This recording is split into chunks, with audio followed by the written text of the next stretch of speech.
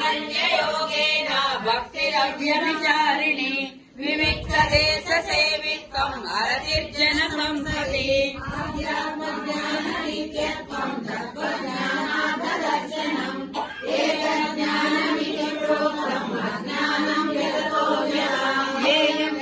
प्रवक्ष्यामि यज्ञाप्यामृतमश्नुते